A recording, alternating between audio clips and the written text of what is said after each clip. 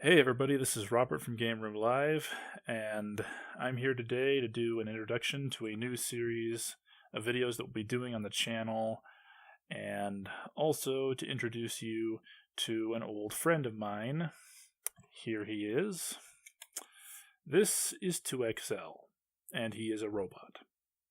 Well, actually, he's not really a robot. He's actually, if you can see here, he's actually a very fancy cassette tape player, and he was originally introduced, actually, I'll have to double check on this, but I'm pretty sure he was introduced in 1993. Actually, he'll have the, actually no, sorry, correction, 1992, so he is 26, he is 26 years old now, entire quarter of a century. And basically, he's an interactive toy that used cassette tapes to present a media experience simulation of actually interacting with him as if he were a talking robot, a little talking robot that you had bought for your kids. And yes, he is most definitely a kid's toy. I'm one of those guys who's now going to spend the next few videos playing around with a kid's toy. You ask why? Gatekeeper? You ask why? Because I can. Pretty much, yeah. But he is actually pretty interesting because they did put a lot of detail into how he looks, and even on the back here, trying to make him look as much like a robot as possible. Also, he has a little compartment back here for a couple of tapes. He has a port for I think it was a DC power source. Earphone jack. You can tickle him under his arm here to do his volume. And he also runs, hang on.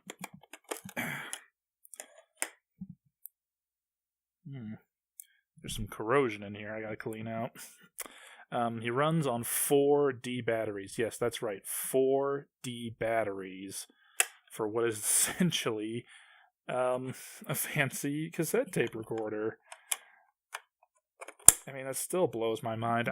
The only other thing I can think of that we have in the house right now that has the need for D batteries is the Maglite.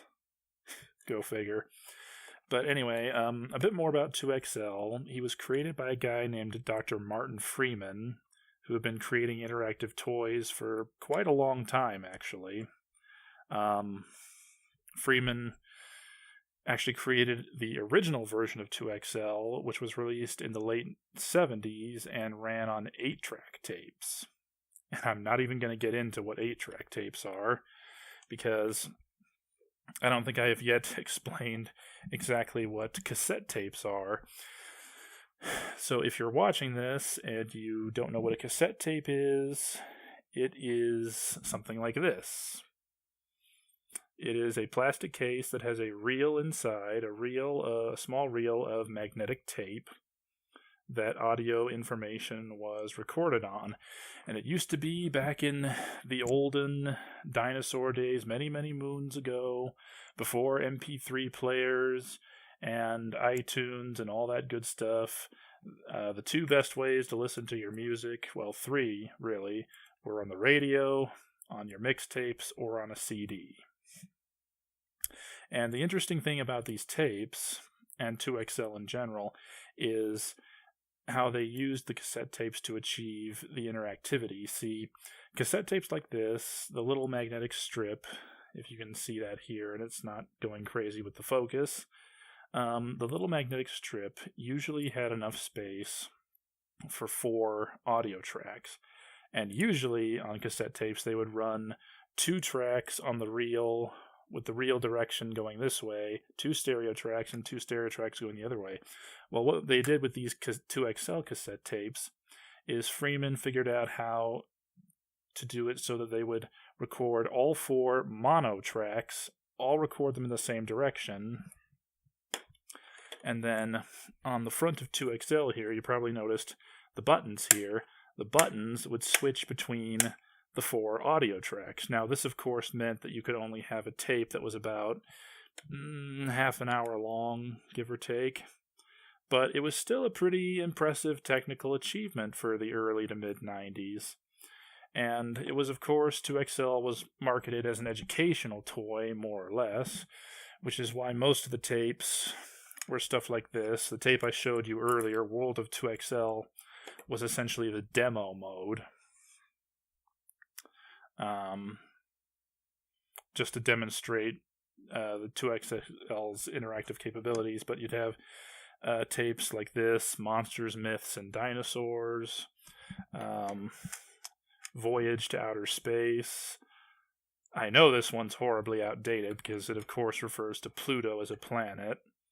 World of Animals, and another dinosaur tape, Jurassic Facts, because, of course, all kids love dinosaurs. Almost all kids love dinosaurs. And they were actually pretty well produced for educational stuff, but and I will be going through some of the educational tapes just to see if I'm still as smart now as I was back in 1993. I'm probably not. But actually, the tapes that engaged me the most were the adventure tapes. And the adventure tapes were stuff like this. They were all based on, the popular culture of the day, mostly comic book stuff and other cartoon type, I can't talk today, type stuff. But these tapes actually were pretty well produced and very, very engaging, actually. I'm not gonna lie. And not only did they have Superman, but they had Batman based on the animated series that came out in late 1992. And this actually does have Kevin Conroy as Batman on here. There's actually 2 Batman tapes. Here's the other one. Sizzling Scheme. The Superman tape was made before, obviously, the Superman TAS, so it does not have, crap, I'm blanking on his name. Right, not Dana Delaney, that was Lois Lane. Oh, never mind. Anyway, it doesn't have the guy who voiced Superman in TAS, but I don't know. The guy on here sounds a lot like him. We have Spider-Man for King and Country that actually has Christopher Daniel Barnes and Jennifer Hale as Spider-Man and Black Cat, respectively. We have Star Trek The Next Generation, Blinded by the Light, starring LeVar Burton as Geordi LaForge. And, for years I wondered how they managed to break LeVar Burton away from his shooting schedule, or maybe they caught him during a summer break. But this is copyright 1994, and if you remember your Star Trek history, that was the year that TNG ended, although they still had the movie Generation, so I don't know, maybe they just got really lucky and they were able to catch LeVar Burton between projects. Also, of course, X-Men.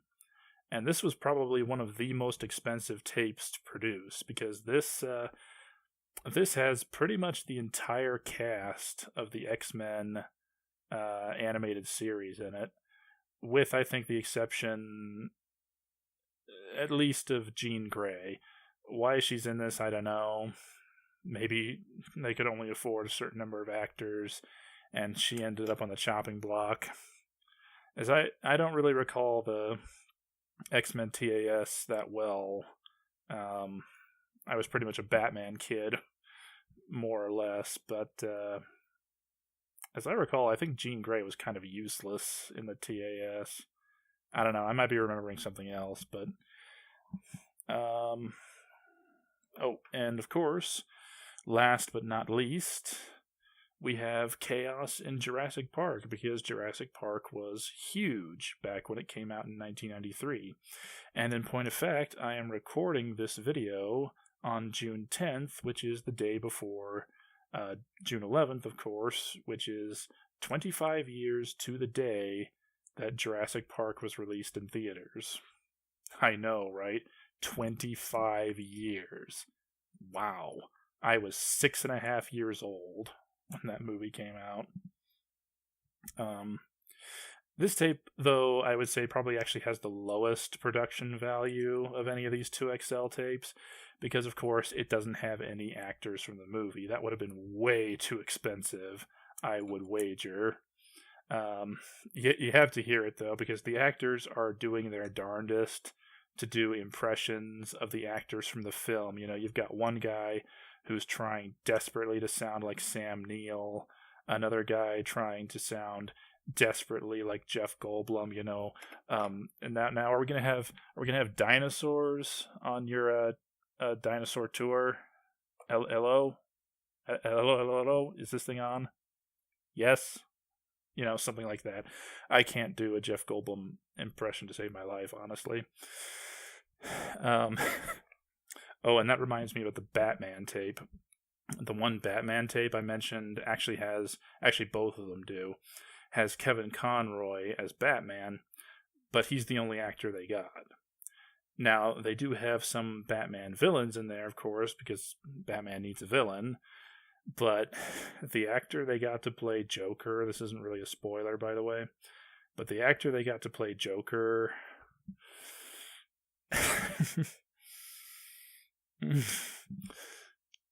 you kind of have to hear it to believe it. It's something. I think he was trying to go more for Cesar Romero, a blend of Cesar Romero and Jack Nicholson, rather than the Mark Hamill Joker from the actual cartoon. Harley Quinn is also in there as well, but not as you know her. I'm not even going to begin... You know what? I don't want to actually spoil that for you. Watch the video when I put it up and listen for when Harley Quinn is in there, because this actress sounds so unlike Arlene Sorkin, it'll probably have you on the floor laughing your butt off. But yeah, that's been basically my plan here for my little buddy 2XL. Is I'm going to go through most all the adventure tapes. There are some adventure tapes that I don't have on me right now, like the other Superman tape, Mayhem and Metropolis, the other X-Men tape, I think it was called Deadly Games, the Are You Afraid of the Dark tape, based on the Nickelodeon show of the same name, and there's a couple other. I'm going to be going pretty much through all of those, but like I said, I'll do a couple of the educational tapes as well,